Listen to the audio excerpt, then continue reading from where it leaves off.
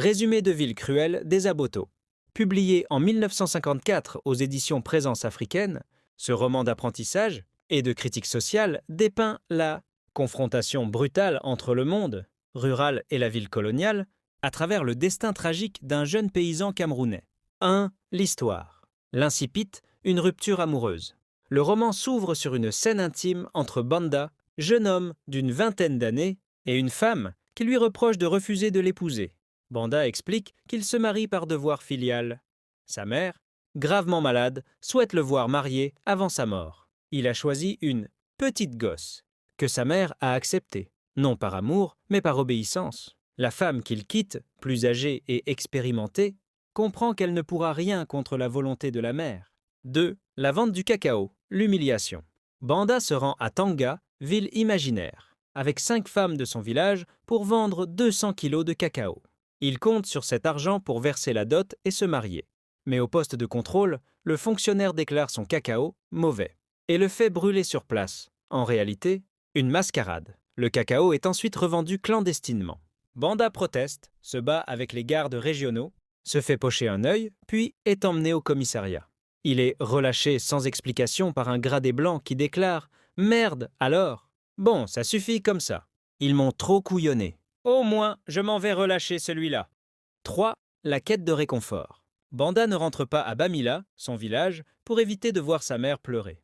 Il se réfugie chez son oncle, un vieux tailleur de Tanga, qui lui explique la réalité du système. Il fallait mouiller la barbe.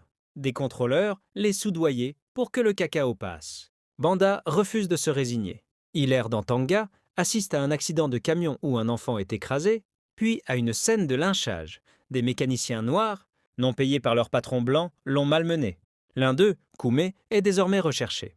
4. La rencontre avec Odilia et Koumé. Dans un débit de boisson, Banda rencontre Odilia, une jeune fille qui cherche son frère, Koumé. Ils sympathisent. Odilia révèle que son frère est caché dans la brousse, traqué par la police. Banda propose de l'aider à fuir. Il conduit Koumé et Odilia à travers la forêt pour les mettre en sécurité. 5. La mort de Koumé. Lors de la traversée d'une passerelle au-dessus d'un ruisseau, Koumé tombe dans le ravin et se tue. Banda trouve sur son cadavre un paquet contenant 15 000 francs, l'argent que Koumé et ses camarades avaient récupéré chez leur patron. Banda hésite à le garder pour son propre mariage, puis décide finalement de le remettre à Odilia. 6. La valise du grec. Sur le chemin du retour, Banda trouve une petite valise perdue par un commerçant grec, Démétropoulos. Il apprend que le grec a promis une récompense. En échange de la valise, dont le contenu n'est jamais dévoilé, Démétropoulos lui donne 10 000 francs. 7. Le mariage. Rentré à Bamila, Banda présente Odilia à sa mère comme sa petite amie. La mère, sentant sa mort proche, comprend qu'Odilia est la femme qu'elle attendait pour son fils. Elle lui ordonne de l'épouser. Odilia accepte. La mère meurt peu après, apaisée. 8. Épilogue. Après un délai convenable, Banda quitte Bamila, accompagné des bénédictions de son oncle tailleur et des femmes qui l'avaient aidé. Il part s'installer dans la famille d'Odilia, où il est adopté.